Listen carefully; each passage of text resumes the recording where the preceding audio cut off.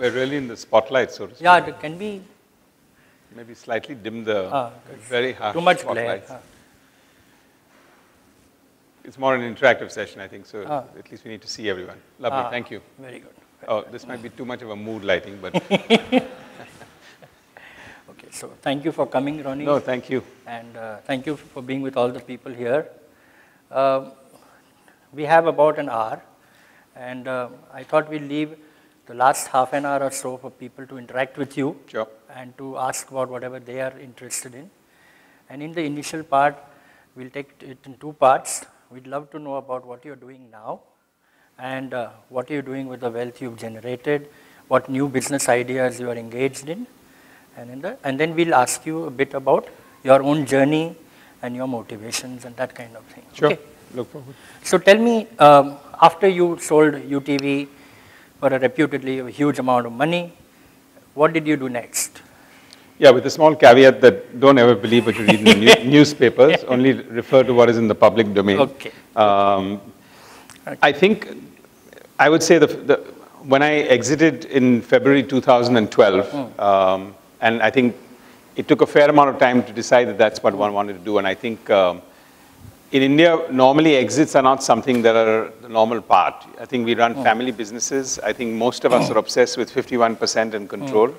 I think that's part of the reason why many companies do not really reach incredible scale in this country as compared to the potential of the companies here that can reach that kind of scale, is because I think when we get obsessed with 51%, there's that, we want to cap it in some sense of control. But I think many, many years back, ever since we listed the company, I think it was fortunate that I could, for myself at least, look at one, the CEO, and the second one as a shareholder. And I think that again brings about a different sense and thought process where you can be extremely passionate with what you do, but you don't need to be emotional. And I think there's a big difference to that. Founders and promoters are extremely emotional, extremely passionate, and I hope to think that I'm definitely one of them. But at some stage when you segregate and find the difference between what is the emotional content and what is the passion content in building a business, running a business, or growing a business, then you realize that you can be a little bit more at arm's length with. So I think the decision for me to sort of move forward was media and entertainment for the next 20 years, I think is going to be a really sunrise industry. We're still at, I would say, 2 out of 10 in the overall scope of where it was. From where I stood as a first generation entrepreneur, my crossroad was either I dilute more or to that extent, I look at exiting. And I think that was a phenomenal crossroad because we had the best brand in media and entertainment in the world that we were fortunate enough. They partnered with us.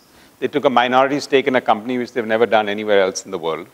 And I think over a certain period of time, over the 5 years that we partnered with them, it became quite evident that I felt that if somebody can take what we think we had done for the last 15 years to the company to the next level, it could only be a brand like the Walt Disney Company.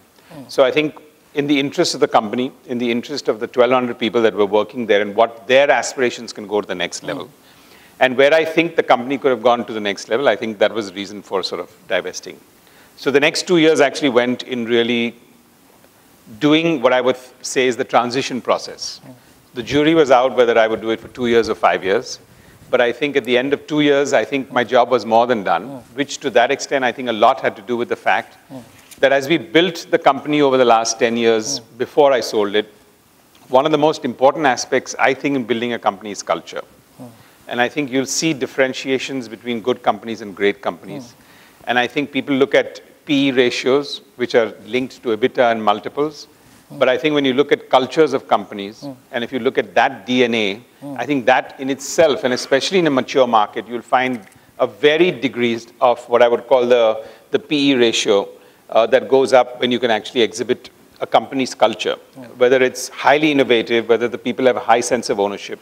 And I think the team that one had built over a period of time were absolutely ready to take it to the next level. My role had been pretty much done. So for those 2 years, from 2012 to 2014, I didn't have much option because I was running a much larger company even than UTV as a combined entity of Disney and UTV here. So at that stage, I think was the first 2 years where I could have termed that we were running a, what I would call into inverted commas family office, though I still haven't been able to define what that really means, but I can relate to the fact that it is somebody who's managing family wealth. But And to that extent, two things really happened. I had the opportunity to look at private equity and made what I think were some very interesting investments, about 15 of them over the 2 years, because one had built a team, and I could only look at it late evenings and on weekends to mentor the people. But 2 years later, which is by sort of December of 2013, which is when I realized that I think I was done with media and entertainment. And when I moved out and said I want to do something on my own, I think it took me less than 30 days to realize that I'm not a candidate for a family office of having a core of 2 or 3 people and seeing how wealth can be managed. I think that is something that I think is going to happen a lot in India, where when you are an entrepreneur, and specifically if you're a first-generation entrepreneur, not somebody who's divested a family business, you're going to go back to your genes in some form or the other. And I think the crossroad is, the hyperbole that says you can go out and relax doesn't really work, because if you were going to do that, you would never have been an entrepreneur in the first place. Correct. So it doesn't make a difference whether it's at 40 or it's at 50 or it's at 60 when you've exited. So I think the DNA for me was that I'm much more an operations person. I'm much more a person who wants to be completely hands-on with what I want to do. And therefore, one moved forward to look at 2 things. One, we had a foundation where we were doing a very small amount of work in rural India, and I wanted to completely scale that up. So it was a discussion that we got together, and we had only about 30 people. And I think we looked at that and said, what do we want to do for the foundation? So 2 things really happened when sort of my wife and I were sitting down, and we said we were very clear we wanted to scale this up. So for the next 9 months, I think we met more than 400, 500 people across India in the social space, NGOs. And even there, I thought, I was amazed at the competitiveness that came out. If I was looking at education, I would call about 8 or 10 of the best NGOs in the country, and I said, would you like to come over to Mumbai, and can we all brainstorm of what we can do in education? Right. And I think everyone's first question was, but who else is coming for this meeting? And I'm saying, we're in the NGO segment, we're in the social segment. Does it really make a difference who else is going to be there? Now, I think a little bit of our media background and familiarity because of our television and movie days, with that respect, people were curious enough and said they'll come. I think if it wasn't for that, I think they would have just said no, which I thought was quite amazing. But, cut to 9 months later, I think having met a lot of the people, one, I felt the social capital and the sweat equity that happens in sort of philanthropy in India. Most people attach philanthropy with donations. And I think that's flawed, because I think if you're just going to cut a check, I don't think India is ready for that right now. And people keep asking that, how come India doesn't have a tendency for philanthropy? And I would say, it's got a legacy issue. Firstly, you had people with family businesses. Then you had generations of 98% tax where nobody felt they could do that. Then when that moved out and the tax structure got into a different thought process, the question was, I can't do it, so who do I give it to, and who's going to be trustworthy to do that? Correct. And so I think those crossroads still remain. So I think our instinct was very clear. We didn't want to feel that we were going to cut a check to anybody, and we wanted to do it ourselves. The second thing we felt was that whatever's happening is specifically as far as India goes, if we don't have a 360-degree approach, because the more we looked at the verticals, there were a lot of people doing work in education, a lot of people doing work in health, a lot of people doing work in livelihood, and of course infrastructure and water and toilets. But they're also connected, because if I go out and say I want to, over the 6 districts that the blocks that we are working in Maharashtra, for example, with 1 million people, only do education, I would take 20 years and I'd still be doing the same thing, because 50% of them have got a water sanitation problem. 30% want to migrate to Mumbai, Sholapur, and Pune in some form or the other. 10% have got some sense of malnutrition problems and will not come to school in the first place. So I'm not really solving the education problem in that district. Forget about anywhere else in the country. So it's all really interconnected. So we came down and we sat down with the people that we had met with, and we said, we're looking at doing waters, health, sanitation, education, and the final thing is livelihood. The goal is that in a 6-year period, we want to exit. And the minute we said that, he says, well, looks like you've been exiting for the last your business, so maybe you want to exit this. And I said, no, maybe the word I need to use in the social sector is empower. So we evolved the word empower rather than exit, which is really to make them self-sufficient. That means people are earning at this point 25 to 40,000 rupees per year as a family income in rural India, need to get to about 4 lakhs. So I do say that at that stage, not less than about 50% of the 400 people we met literally told us we were mad and that we shouldn't do that. But I think I was used to that because when we launched a kids channel called Hangama, when there were 6 channels called Disney, Nickelodeon, Cartoon Network, and everyone existing, all our advertisers told us we were mad. But I think we were mad at that stage when we really went into it, but we just did it. 18 months later, it became the #1 channel. We sold it to Disney, and that's how our partnership happened for the next 5 years, and then we divested the company. So that's one circle of life in that. Right. And I would say that even in our movie industry, we were the outsiders. We were getting into the movie industry in the 90th year of what is now the 102nd year of the movie industry, and everyone thought, you have no relationships, you're from South Mumbai, you're a Parsi, what the hell are you going to do and start and get into the movie industry? Not called Kapoor, Khan, nothing. Yes, yes, and that too a Screwvala surname, which does, it can cause a lot of conversations, but otherwise it doesn't do much after that. So I think everyone told us you're absolutely mad. Right. Then everyone said you need to get into joint ventures, and I think we kind of went our way in our own particular manner. So I think when we came to that crossroad here, having done that, having said that, I have to caveat that there were a lot of other times when people told us we were mad and it didn't work out. So I just gave you 2 examples of which it did, but there are at least 4 examples where people said you were mad, we did do it, and we failed, including home shopping in India at those early days. So I think that to us is where that happened. And when we were sitting down with about 6 very young graduates that had come down from, I think, Harvard or one of them, and they were talking about how they want to do something in rural India. And both Zarina and I looked at each other and said, you know, this is like a Swades moment, because we had done a movie called Swades with Shah Rukh Khan, which Ashutosh Gavarekar directed, which I thought was a great movie, but early for its time as a theme at that point. But that's where, you know, a NASA scientist is coming to India to light the bulb in the village, so to speak. And that's how we re-Christianed what was our foundation, which was called Share, to Swades in that context. So that's a long story, but I think I sort of weaved in a few experiences, including some of the reasons why we kind of exited there. And the second part was that I wanted to look at doing things for profit also. So there are three aspects. To me, the assessment was what are my strengths and learnings over the last 20 years. And I think mine, if I were to recapitulate for myself, would be ability to create brands, ability to understand consumers, because I think if we hadn't done that, we would not have been able to gauge where we were really going. And third was looking at scale.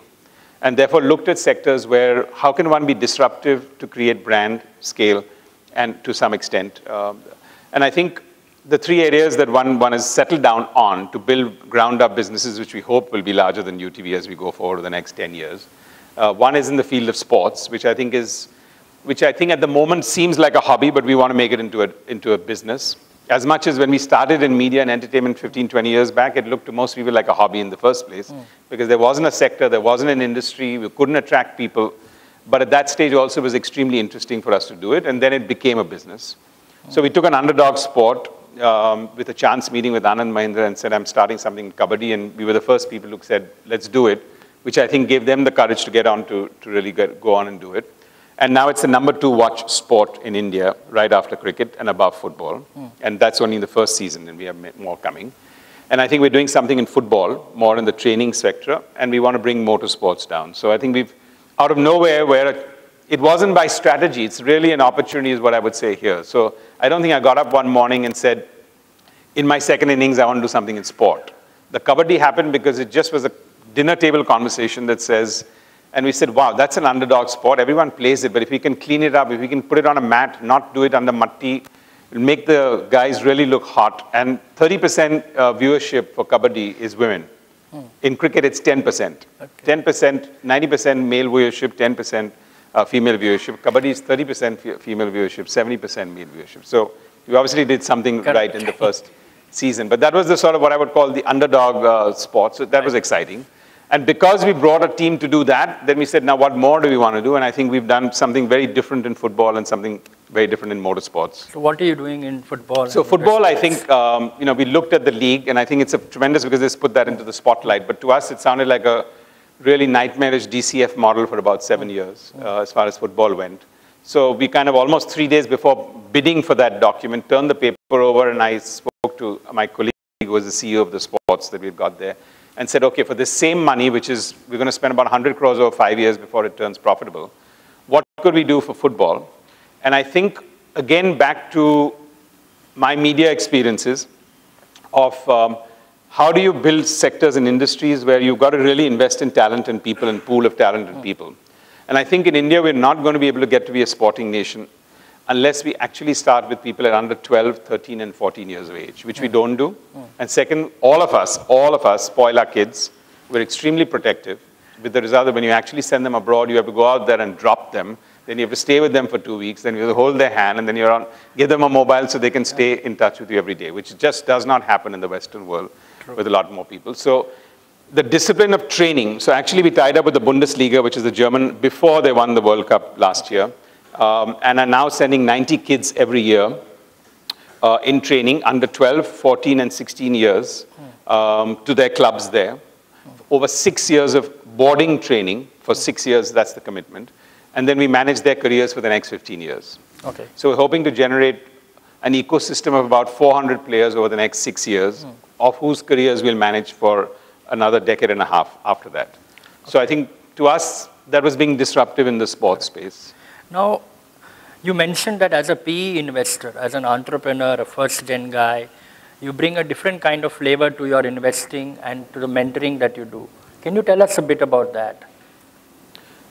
I think what I bring, maybe the normal would be sort of the hands-on experience of running a business. So, and I think we've been fortunate enough because we've had very large private equity people who are co-investors with us, and that the board meetings, I can see that chemistry, and it's phenomenal, because a TPG and equivalents of those will bring a very different stature and a different set of experience to the table. You know, they meet 1,000 firms, say no to 990, invest in 10. They meet 1,000 entrepreneurs, say no to 990, therefore know how to size up an entrepreneur and go forward. And they can open doors around the world. I think the other part that I think the first generation entrepreneurs today in India really need is focus. And I think my biggest learning of what I didn't do in my 15 to 20 years, which if I had done differently could have worked, is focus. And I think that learning is something that I could bring to the table with the entrepreneurs there. And the second word I would use outside of focus is empathy. Because I think the main challenge with most people that you invest in is when the going gets rough, which it will get almost every alternate day, they need a sense of a clarity and a support and a sense of encouragement. That's not the time where somebody needs to tell you, I told you so. Correct. Again, partly because I guess many people told me I told you so. And I think that makes us incredible amount of difference. So I think it's a good value proposition, because then we are bringing about, and for me, it's important that we have a strategic enough equity stake, which is not less than 25%, but not more than 40%. Just from my point of view, that feels that, you know, I'm adding value to an entity where over the next 5 years, we can all create a lot more value. Correct. And again, I would use my single aspects. Are you building a brand? Are you a consumer-facing company? What is your focus on customer? What is your feedback on the customer? And are you thinking scale? Because I think the other part for a lot of entrepreneurs here in India is we reach the glass ceiling on what we want to do very, very soon. Correct. And I think the glass ceiling is exactly that. It's supposed to be broken. It's not a concrete ceiling. It's supposed to be a glass ceiling. You're supposed to break it and go forward. But I think what happens is that you reach that level, then you kind of forgot why you got into that business in the first place, and then you start expanding horizontally. So the two things happen. You haven't really exploited the full measure of your business. And second is you've lost focus. So I think, again, very hard learning lessons for me, which I think is the two things that I think I bring to the table with them. Correct. You might have considered setting up a family office. You mentioned that it took you a short while to realize that that's not the model you want to manage your money. So can you tell us about that decision making and, you know, how you made your choice? I think it was literally, I would say, in that first 30 days of January, after I decided that was the end of media and entertainment. So it was, first of all, moving out of a hands-on operating job for a long, long period of time. And when you sort of zoom out in life, you have no idea what it gives you in terms of perspective. Sometimes it may take a year. I think it's a myth that you have to go to the Himalayas and fold your legs and do a cross and then figure out what, or stare out at a beach in Bermuda. It doesn't really happen that way. I wish it did, but I don't think it happens that way. But I think overall, yeah, it is an instinctive feeling that says, what am I most happy and passionate doing? And I think whether you're at 30, 40, or 50, when you're looking at that second innings, the criterions come up a lot more for you. Correct. I mean, as I mentioned a little earlier, I traveled from Breach Candy to Andheri for 25 years of my life. So one of my first criteria is what I'm not going to do is going to be sitting in a car for 2.5 hours ever again. Can I find an office that is close to me and everyone's going to come there, otherwise I'm not going to do it. So you can afford those preconditions in life, but I think, and the second one is what really makes you happy to a certain extent, because you're not on that treadmill anymore. And to me, an important part was something that was disruptive and made an impact. And I think, therefore, we found our sort of moment in that when it came to Swades. And that's a lifelong commitment and will continue.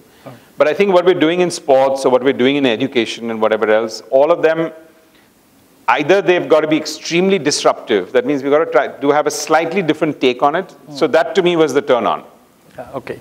And therefore, I also realized that with the private equity, while empathy and focus and brand and value add was good, at the end of the day, after I finished that board meeting or I finished that 2-hour session with the entrepreneur, it was really his job to go out and do it. He might take 2 of my ideas, he might take none of my ideas, or he may just decide to move on and do what he wants to do, and you have to be the outsider and the bystander.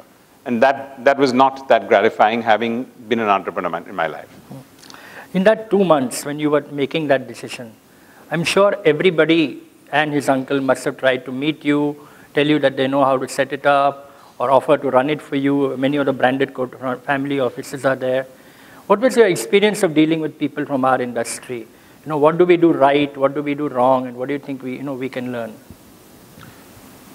I don't know about the right and wrong, because I think it's still early days for everybody. I'm not sure whether there's a right or wrong. I think the question is, so if you're looking at 3 elements, one is when you're looking at wealth management, in a sense, you're coming there to pitch a certain options, because you're not going to be able to then say, I can manage private equity for you, correct, or start a business for you. Right. So it's got its limited rainbow of options. So right, so it really depends on the family office that if they feel all I want is an annuity business, but, which I think I didn't want. It's not like you don't want it, but I think for me the risk element was much more.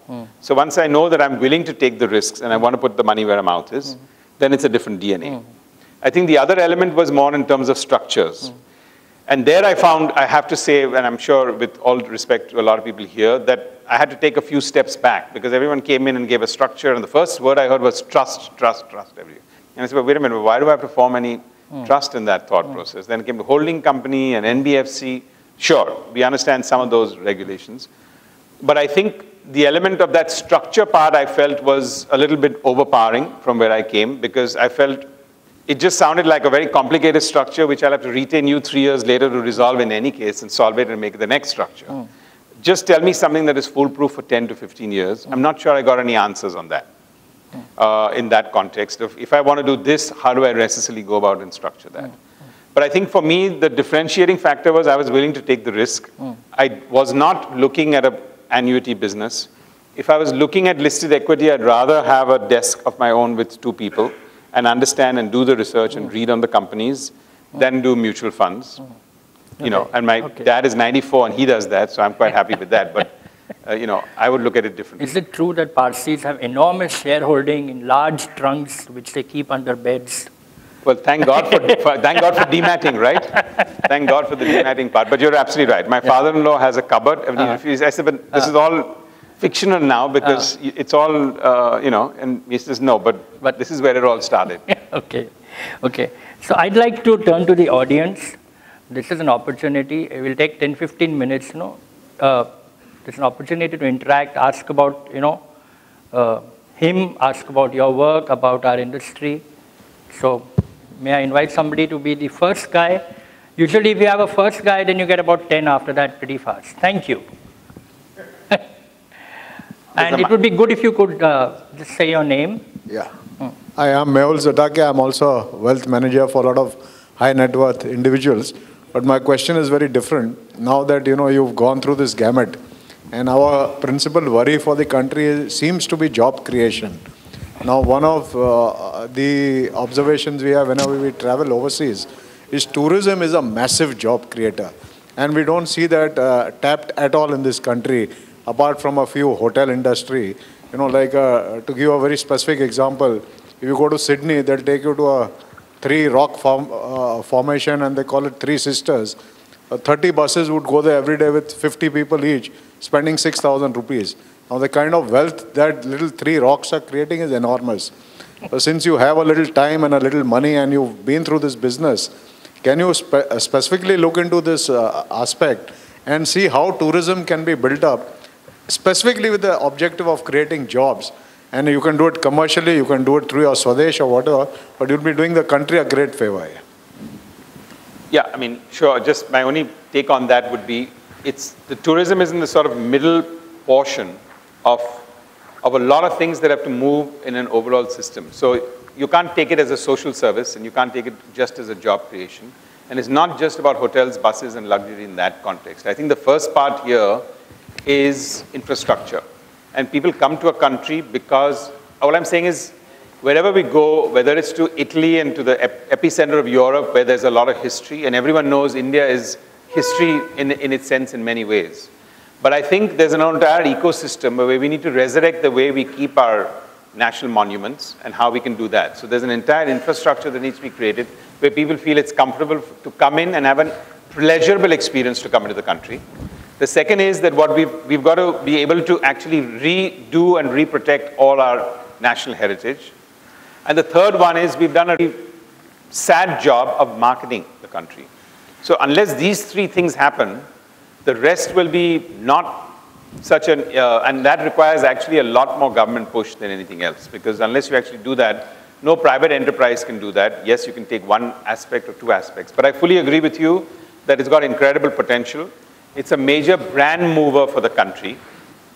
I think tourism and sports, the day India wins 10 Olympic medals, and I do keep saying that often, gold Olympic medals, we'll become the third best economy in the world for sure, because that's the DNA change that will happen overall. So you told me what I already know. Now my point is slightly different. Yeah. Like I like your idea of the 360-degree approach. Yeah. So for example, you need to set an example.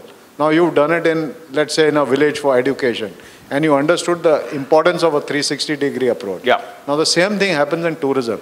Nobody has the 360-degree approach, and that's where they go wrong. And we all understand this.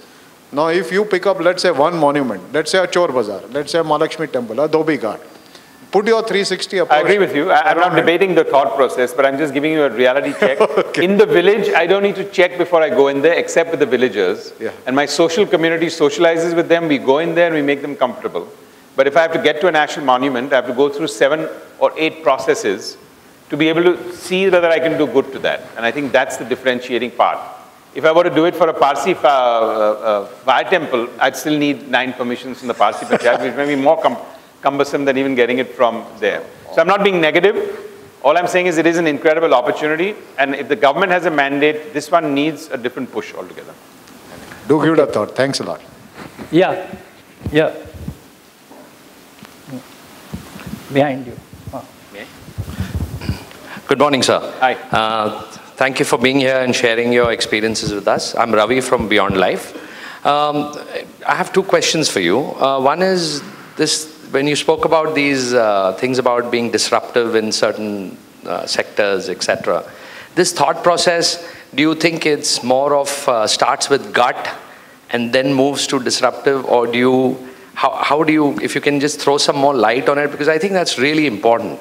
Most people can't do it. We being entrepreneurs do try, but somewhere try and say, no, maybe it's too risky a path. So if you could throw some more light on it. B, if you were running a family office organization, how would you be disruptive? Thank you. Yeah. Sure. Okay. So on the first one, I'd say, firstly, gut is a word that I think is often misunderstood, because it actually means you just wake up one morning and figure out that's what you want to do, and you click one finger. And I think it's a recipe for disaster, because I think gut actually means that you spend a fair amount of time thinking about it. You've gone out and figured out the number of people, whether it's team members, investors, whatever else you want to do, and talking to people and listening to them. You've done a fair amount of research or market research that you want to do, and then you leave all of that on the table, and then let your gut take over to take a conclusion. So if you haven't got an evolved gut process, and if you think gut is having a conversation with 4 people in the room and say, let's do it, I think that's fallacious. So that's the element as far as gut is concerned. I think the disruption process comes with it comes with your DNA. It's like, if you want to do something which you think excites you more, because you've got to be exhilarated to do something, and what excites you to get to that level of exhilaration. If you're a lawyer and excitement is that I want to stand up and argue in court versus sit down and give a solicitor's viewpoint, that's the differentiated approach in whatever you want to do. And a lawyer will say, how do I want to be disruptive in this case versus whatever, will depend on the tact that he wants to do. So I think it's much more a DNA of, if it excites you that says I'm taking something, because I think education is already a multi-thousand crore, and we're entering it in what I would call 70 years later. But I think what we want to do is look at it in a very disruptive manner, and we're just looking at what are the 2-3 things which can disrupt it. So it's a very much of a DNA point, but a lot to do with confidence. So I would say the word confidence and conviction has to come in your mind. Because when you want to be disruptive, it's not a short period of time. When you're disruptive, you have to stay the course for a long, long, long period of time and have to have that patience. Because disruption means that it's not going to happen in a short period of time. And I think that may be the reason why you feel, I did something different, but it didn't work out. Yeah, it's not going to work out the first or the second time. That's just my personal view. Next. Yeah, hi, my name is Amol Sathik. Can I speak? Yeah. Yeah. Okay, I hail from Pune, and along with a couple of my colleagues, we manage in-house family office of a ultra-high net entrepreneur family. I am interested in knowing the operations of your family office, in the sense, on the ground level, how is the structure inside the family office? As recently we moved into a more organized structure. Earlier it was like a, as the awareness grew, we went into that kind of structure, which is in-house. We did not delegate that job to anyone. But I am still curious about how other family offices are doing it. Yeah, so I'll give you my simple answer, because I don't consider us to be a family office. But I think on the private equity part, I'm fully involved, because I think one needs to be in the strategic stakes, because at 40% stake in a private equity, that's larger than the stake I held in UTV before I sold the company. So obviously, to that extent, these are going to be meaningful investments over a period of time. And the only reason one has made them is because we want to see how we can make them or help them make it 10x and 20x. So I have one person, literally just one more person in private equity that works with me, who is a very smart person. I think over the last 2 years, we've got a good DNA going together, where he does a lot of the depth in the research work. We work together. And at some stage, he'll be an entrepreneur in the making in those aspects. In listed equity, I have one person, because I don't want to looking at it from the outside. And literally, that's it. And then in the rest of the businesses, they're actually co-founders. What I would have done 20 years back is I would have been the CEO. But I think today, I don't want to be a CEO of an organization. And therefore, one has gone out, and the year that one has taken to find to start the 3 businesses, one in sports, one in education, one in digital media, is the time taken to find co-founders who I can work with for the next 20 years, who it's going to be as much their business as going to be mine. Obviously, I would have the majority stake in the process, but it's really they're going to operate the business. So it's as simple as that. Okay, see, the thing is, Pune is a very small community as far as these kind of businesses are concerned. Awareness is still low, and private equity is like a one vertical, I would say. But there are other aspects like tax and legal. There are other even accounts and banking. You know, all those things are anyway. They are involved in the family office operations. Yeah. So just on that backdrop, I just wanted to know whether you are really constructing or you are structuring it in that way. Or I have an in-house legal person who's had a lot of experience and comes from AZB, but absolutely savvy to be able to close a shareholders agreement with one conversation with me, and then they would sit down and renegotiate, do whatever they want to do, and close the shareholders agreement. And a group CFO that looks after listed equity, the private equity, and the 3 businesses that we're starting up, and Swades. Yeah, so as I understand it, just to sum it up, private equity is one prominent vertical in your setup, and also it's more of business oriented. It's very much more business oriented and not wealth management. Yeah, okay. Thank you very much. Thank you. Yeah.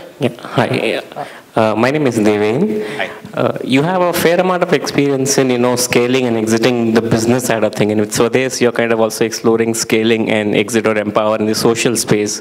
So what are some of the things that you are learning that are different in terms of scaling in the social space as opposed to business space? And if I were to just take an example of the agriculture sector, I think the moment it became an agro industry where, we thought that we are developing it, but the whole pesticides and now the GMO has actually ended up destroying the culture more than improving it. So what are some of the learnings to do it differently to scale in the social space? Sure. Yeah. Yeah, no, I mean, I think then that's a pretty good question, because when we started 2.5 years back, we were a team of 30 people in Swades. Today we're 1,200 people, of which 20 people are in our Worli office, and the rest are in the ground at our 6 block areas in sort of the Raigad area of Maharashtra. And we've got vertical heads in each one. So the challenges were, number one, actually figuring how to get people in the social sector. And I think that in itself is an evolved process. And I think what's worked for us is that we've brought in people from different sectors, substantially including the corporate sector now, that feel that the next 20 years they want to spend building an input where they can also make an impact while they're still working at it as a business. The second for us and the most challenging was that after we put this team of people together, how do we get accountability in the social sector? Because, everything is so anecdotal there that you sit down there and you sit down in those villages and then somebody's giving you how they've just saved the life of somebody from a snake bite by rushing them to the hospital because she's a Suraksha Mitra there.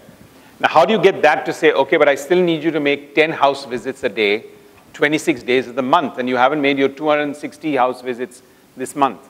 So corporatizing that element of a foundation, I think, has been an incredible challenge for us. I think we're a 3 on 10 and work in progress to take people who can understand that. And the third and most important, I agree with you, is scale, because that's what we were obsessed with.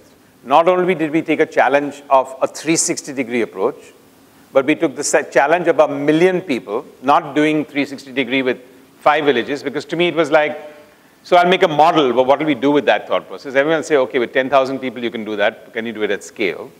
And the third is the challenge of saying in 6-7 years, we're going to move out of this. Not completely exit. We will always have a little finger, but we won't have the whole hand holding the community there because they'll be self-sufficient. And I think the scale part comes in. We're working with 1,300 schools there.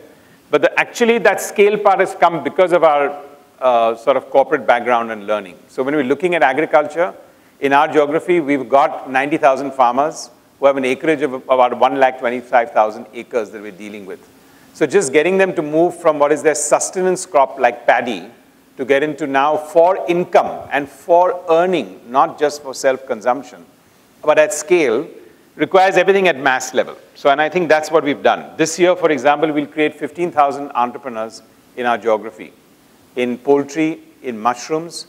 So that's the question where you go out there and you can evangelize at scale. We're using tablets, we're using levels of communication in rural where our people are going there and trying to give it in the audiovisual medium, because we're getting wives of army people who are gone off for 9 months and the wives are still there to start saying you can invest and start your own poultry business or your own mushroom business or your own sanitary napkin business, cashew business or agarbatti business. So I think that scale element is mind-bogglingly challenging. But to us, it's like we're building a company from scratch. So it's going to be a long process. But I think over the next 10 years, if India can have a fair amount of models where even which people want to cut a check, today, as I said earlier on, when you want to cut a check, people don't know where to give it to reliably. Then you finally give it to the Prime Minister. It's really fun thinking, okay, somewhere there it'll go to some part of that thought process. But if you look at everywhere else, fundraising normally takes 40% off. So basically, if you're giving 100 rupees, normally 40% goes to the operations to raise that money, which I think was sacrosanct, which was the other reason why we didn't want to cut a check, but wanted to do it on our own. That says we want to see 100% utility for what we want to do. I don't know whether I answered your question. No, thank you. Thank you. Yeah, please. Hi, Ronnie, my name is Bihari Lal. I work with the Association of Wealth Management. So the moment you talk about social cause or social impact or social word, I mean, the presumed word is that it's non-commercial. It has to be something which is making losses.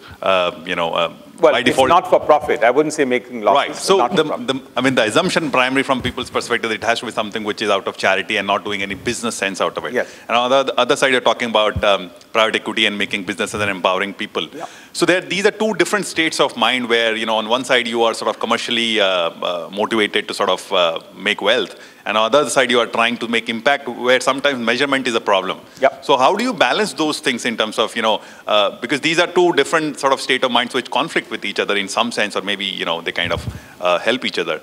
If you can throw some light on that, that would be great. There's no conflict in my mind. I can throw that straight light with you at that. And I want to tell you that actually the core team of 5 people, which is our legal head, our finance head, the head who heads our private equity, and who heads the listed equity, all 4 of them know that they're actually working for Swades. They're not working for that, because whatever we're doing, is to generate the profits for what we think is going to be our commitment to the non-profit in all aspects. And I think that's what the foundation is from. Over the last, I would say, 4 months, because we've been now this for 2.5 years, we said our goal was that the outlay for what we're doing here in this geography is about 700 crores over the next 6 years. And we wanted to commit 50% of it ourselves, and 50% one wanted to raise. For the first 2 years, I got no traction at all. And I was quite tense thinking, should we not scale up to that level? We even had right here a fundraiser in this large ballroom here. And we had an incredible session, but we raised not a significant amount of more than about 3.5 crores, which sounds like a good amount. But for what was our outlay, it was very insignificant. But over the last 6 months, we managed to get Mr. Ratan Tata and large other corporates to come in and commit to the not-for-profit. But I think there's no conflict there. The DNA for us is very, very clear. Obviously, what you're doing for profit, you have to keep it very, very focused on that.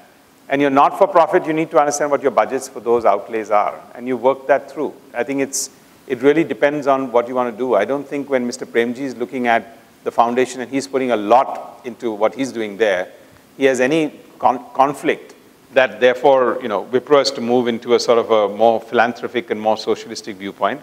Or when the Gates Foundation is doing that, or with what they were looking at for Microsoft. So actually, when you look at it, there isn't a conflict. It's quite black and white. It's quite cut and dry. It's quite compartmentalized. Your for-profit has to excel for profit, and you will do whatever it is optimized there. Hopefully, because you have a large drain on a not-for-profit, and hopefully that will contribute. So actually, the motivation to do that, I think, gets higher. Excuse me? Yeah, please. Yeah. Who's got the mic? Whoever's got the mic. Hi, my name is Akhil. I'm an investment banker with Quant. Just had a question for you at the risk of being presumptuous. You've spent now, I think, a fair amount of time outside of the movie-making business to perhaps have, maybe, if not an unbiased, at least an outsider's perspective. If you were to look at it, at least from an investor's point of view, not just Bollywood, but the entire media and entertainment business in India in general, what do you think are either the disruptive forces or possibly the future trends? Is it digital or is it something more specific? If you could, since you now. Sorry, so is your question, what do I think are the future trends in media? The future trends in media, potential investment opportunities, the disruptive forces, if any. Yeah, so I don't know about the investment opportunities, because many of the forces that are actually doing very disruptive work are not listed entities, or may not be looking for private equity. Yeah. And they could be multinationals working here at massive scale, sure, and therefore never be open up for business and investment opportunities. But I think India, it's one of the very, very few countries still where print is actually growing, where everywhere else is degrowing, because we've still got 600 million people left to be able to figure out how to consume print before they go forward. Yeah. I think the television industry can be about a 10 times bigger industry than it is today. It's about a less than 50 to 60,000 crore business. It should be a 500,000 crore business. That was the reason why everyone got into it in 1992. Yeah. But over the last 25 years, the biggest setback for everyone has been, and that actually is a DNA of India in many aspects for businesses today, where I think we're going to be a massive volume business, but we're a very price-sensitive market in many ways. So I kept saying brand very often, but as Indians, we don't pay a premium for a brand. It's our normal reflex not to pay a premium for a brand. There might be a little bit at the top of the pyramid, but even there, I like to go abroad or in the mall next door and a couple of other perceptions. But otherwise, we just do not play. And I spent 2 years in the Disney part, and they have the best, what I would call the #1 brand in the world, where you normally pay a premium for from merchandising. Nobody makes more money on merchandising or exploiting content than the Walt Disney Company. And in India, it's still a very, very minuscule business. It's a large volume business. I think the number of compass boxes that have Mickey and Donald on it is mind-boggling for everyone sitting in Burbank, but the volume comes down to be inconsequential. So I don't think people respect brands that often. The biggest problem is the consumer does not paying for overall consumption of content. Because actually, everywhere else, 80% of all revenue in media comes from a consumer paying, and 20% comes from advertising. Here, it's almost 80% advertising. So then you've got an entire industry like media that's capped by another industry which is called advertising. So if advertising grows by 15%, how can media grow by 40 and 50%, unless the consumer trend moves forward? So I think that's a potential that I think digital might change, because the mindset for the last 20 years is, if I was paying 75 rupees to my cable operator bill, I'm not going to start paying 400 rupees. If the Tata Sky that gives me a fantastic quality video and says, Premiere, watch it right now for 75 rupees, I'll stop on that button and say, but my video pirated guy will deliver me the DVD at home for 35 rupees, and I won't press that button. Even though it's perfect quality, it's right there, you do not wait for the other half an hour and it will be pirated copy. So that's the DNA. So I think the consumption of people paying is going to happen in the digital age. And I think the third part is really your demographic change that is happening, where television has become relegated to the woman household on a mass basis. And therefore, that entire core audience of 15 to 30 or 34 is going digital. The problem is, if you don't have a pay model there and everyone starts collapsing and starting making advertising dependent, which I think everyone is tempted to do because the private equity guys are putting in a lot of money into this business, and then they want to see revenues, that I think is the critical element. And I think 4G is going to be a game changer for everything, the way we consume any sense of content, entertainment, media across the board. But revenue optimization in media has always been a hiccup. It's 2 steps forward, 1 step back. But do you think ultimately it's moving towards the consumer eventually having to pay for content, for quality? Difficult. I'm not that hopeful for it. Not that. I'm not that hopeful for it. Thanks. Thanks a lot. One last question. Come. Hi, Alek Dalal from 130 Capital. Just trying to get a read into your psyche in terms of how you're running the family office and making the investment allocation. It seems like on the private equity side, you are looking at companies where you have either operational expertise, insight from the past background that you have, and you're probably not diverging into industries that you're not familiar with. No, that's not true at all. Okay. But I can, unless there's another question, I can answer that. Yeah, no, I think overall no, on not that, at all. listed Actually, because the spaces. one thing I've not invested is a single company in media and entertainment at all. The first company we actually invested in was an agriculture company that grows pomegranates and bananas and pineapples, and because we thought it was extremely disruptive, that whether can we do that at scale. And it was for profit, it was not for profit. The second investment we made was into a micro-housing finance company that gives loans for brand new housing at a 10 lakh and 12 lakh limit in that context. And then we've looked at 2 or 3 in the e-commerce space, but verticals where we feel profitability is going to be a goal and not subsidizing every purchase that's made from that perspective, and nothing in media and entertainment. Is this due to any non-compete, or this is just you have comfort Just at this point investing in time, in other sectors? Yeah, as well? I mean, firstly, if you build something for 20 years, the last thing you want to do is start creating something that is going to compete with it over a certain period of time. But to me, these were the interesting areas that I wanted to look at. So if a media interesting opportunity comes, I may, but instinctively I wasn't drawn towards it. Okay. So we have about 10 minutes more, so a couple of questions. Sure. Indians are ambitious, and people, are always telling me when I go abroad that, people are driven, they want to succeed, they want to make it big. What advice would you have for the people in the room? Can anybody be Ronnie Screwvala? Yeah, I mean, I personally, no, I think, this whole, firstly, I think we need to break it up and categorize that, because I think ambition is, as a professional, ambition is for leadership. Yes. Ambition, it doesn't necessarily have to result to being an entrepreneur. It can be in any and every field that you want to do that. Right. So I think the question of excellence and, I think aspiration levels and ambition levels are really high. Right. I would like to just put a word of caution that for the 1.3 billion people that we are, if we had to take the average mean, I'd still say we have a lot of work to do as a country for us to take our ambition levels and aspirations level to a different level, frankly. And I think if I spent a good part of 9 months writing a book, it was only with that one trigger that was to say that can we just trigger and sort of reflect the point in terms of aspiration is concerned. And I have to say that when I went to the Tata Trust meeting with the entire board there, and we were pitching to them for Swades, and they heard our presentation for an hour, and 2 of them, including Mr. Tata, said, you know, I've heard all of your infrastructure, but what strikes me is, having seen a lot of the audiovisuals and what you've presented to us, that you have actually pinpricked the aspiration levels of the people in the community that you're working with. You've not figured out, you've not talked about giving them water, but you figured out how do I get taps into their house. And you spend 5 minutes talking to me about how the taps is the most important thing, because most people, when they think of water, think of a standpost 200 feet outside the place. So I'm just sorry to give you a longer answer on that. And I think, yeah, India has a long way to go on. We are working in a much more smaller community, all of us here, so we're exposed to it in a different way. But if on a broader basis, we have a long way to go on aspiration levels and ambition levels, and I wish they could be taken much higher. So what do you think is stopping us? Fear for failure, lack of confidence. I think just, again, that's a little hereditary. You know, I don't want to say, I mean, to go back 60 years and talk about the colonial rule and all of that, but if you look at some of the DNAs of what we are, I would say that our family cultures have been one which is phenomenal, which is a joint family. But I think with that, it's also been extremely sort of de-risked.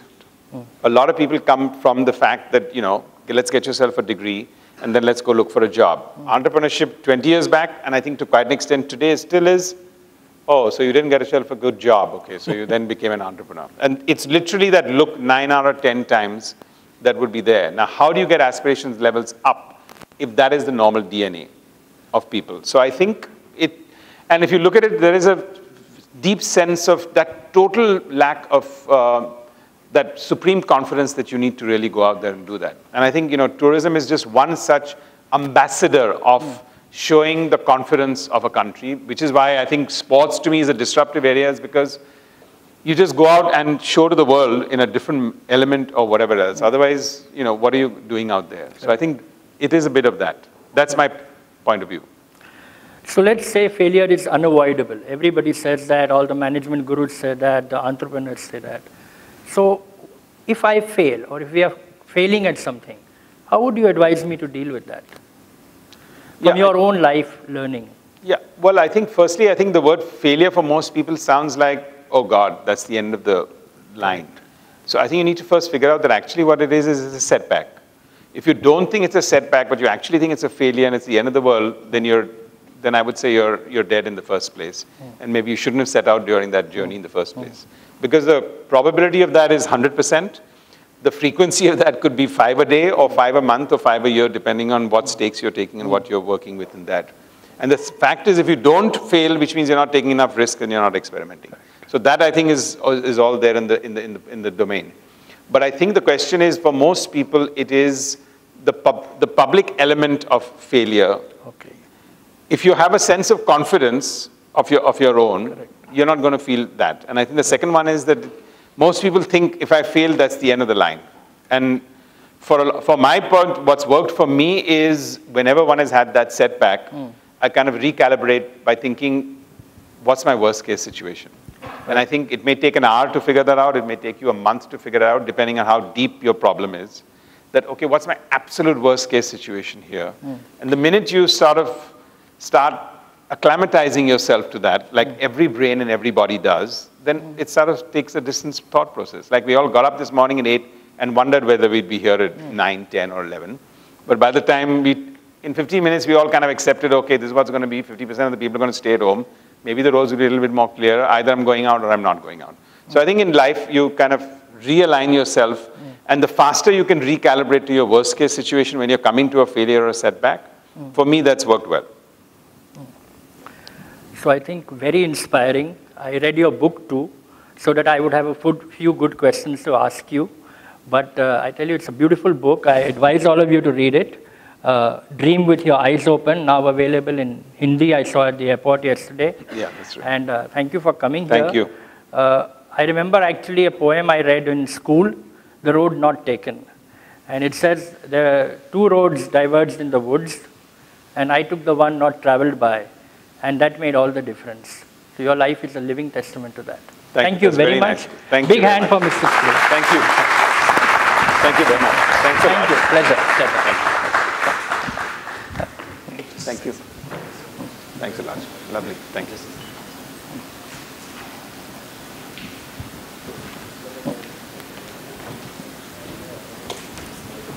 Thank you very much. Thanks a lot. Thank you. Thank you. Yeah, sure. Come. Oh. Come. Oh.